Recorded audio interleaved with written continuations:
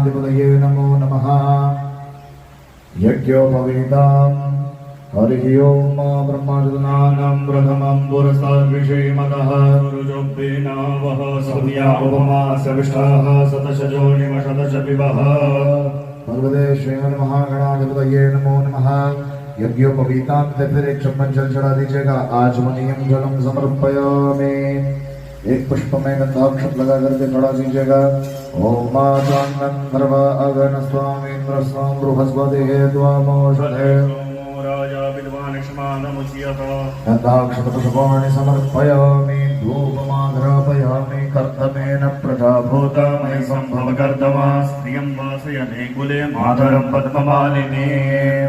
दीपं दर्शयामि। आपस्सृजन्तु स्निग्धाने चकिले तपस्मे गृहे देवीं मातरं श्रियं वासय मे कुले।